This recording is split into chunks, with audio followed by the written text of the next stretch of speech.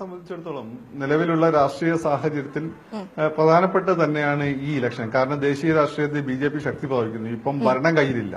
മലപ്പുറത്ത് സാധാരണഗതിയിൽ ലീഗ് വിജയിക്കും എന്ന കാര്യത്തിൽ എനിക്ക് വലിയ സംശയമൊന്നുമില്ല. സാധാരണഗതിയിൽ ലീഗ് ജയിക്കേണ്ട ലീഗിന്റെ ഒരു ഉറച്ച കോട്ട എന്ന് പറയാവുന്ന മഞ്ചേരി പോലെയല്ല, ലീഗിന്റെ ഉറച്ച കോട്ട എന്ന് പറയാവുന്ന ഒരു മണ്ഡലമാണ്. പക്ഷെ അവിടെ പ്രശ്നങ്ങളില്ലാതെ പോവുകയും ഏറ്റവും നല്ല ഒരു സഹതാപ തരംഗത്തിന്റെ ഇമ്പാക്ട് ഒക്കെ ഉണ്ട്.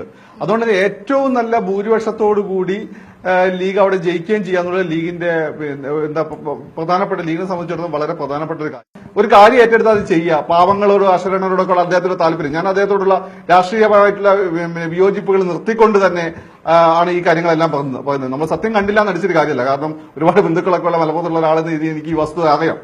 അപ്പൊ അതുകൊണ്ട് തന്നെ അദ്ദേഹം ഇവിടെ നമ്മൾ മാറിക്കഴിഞ്ഞാൽ ഉണ്ടാകുന്ന ഒരു വലിയൊരു ഗുണം ലീഗിൽ ഒരു പുതിയ ലീഡർഷിപ്പ് ഉണ്ടാവും. കേരള രാഷ്ട്രീയത്തിൽ ഒരുപക്ഷെ ഏറ്റവും നല്ല ചെറുപ്പക്കാരായിട്ടുള്ള ഏറ്റവും ഓർഗാനിക് ഇന്റലക്ച്വൽസ് എന്ന് പറയാവുന്ന ചെറുപ്പക്കാരുള്ള പാർട്ടിയാണ് യൂത്തിൽ. ഈ ഫിറോസ് ആണെങ്കിലും അതുപോലെ ആരിഫ് അലി ആണെങ്കിലും അഷ്റഫ് അലി ആണെങ്കിലും എല്ലാം തന്നെ പുതിയ കാലഘട്ടത്തിലെ മുസ്ലിം സമുദായത്തിന് നല്ല മുസ്ലിം ലീഗിന്റേതായ വഴിയിൽ നല്ല മാർഗം കാണിച്ചു കൊടുക്കാൻ പറ്റുന്നുള്ള നല്ല വിവേകശാലികളായ ചെറുപ്പക്കാരാണ്. അപ്പുറത്താണെങ്കിൽ മുനവർ അലി തങ്ങളെ പോലെയുള്ള തങ്ങൾ കുടുംബത്തിന്റെ ആത്മീയാചാര്യനും യൂത്ത് ലീഗിലൂടെ തന്നെ സജീവമായിട്ട് വരികയും ചെയ്യുന്നുണ്ട്.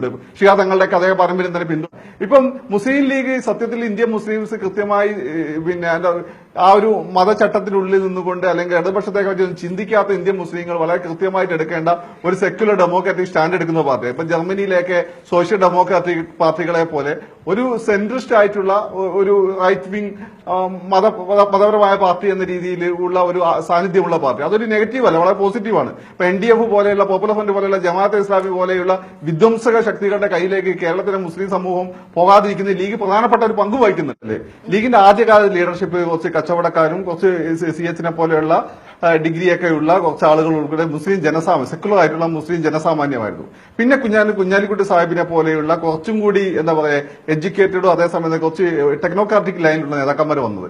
ഇപ്പോൾ ഉള്ളത് ഒരുപക്ഷെ ഏറ്റവും കൂടുതൽ ഹൈലി ഇന്റലക്ച്വൽ ആയിട്ടുള്ള കുട്ടികളുള്ള ഒരു സമുദായം മുസ്ലിം സമുദായമാണ്.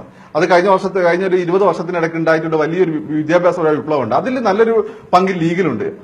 ഇപ്പം സംസ്ഥയിലൊക്കെ പഠിച്ചു പോയിട്ട് പല കുട്ടികളും വെസ്റ്റേൺ യൂണിവേഴ്സിറ്റിയിലൊക്കെ നല്ല ഉയർന്ന വിദ്യാഭ്യാസം പൂർത്തിയാക്കി വരികയാണ്. അവർ പലരും ലീഗിന്റെ സപ്പോർട്ടേഴ്സ്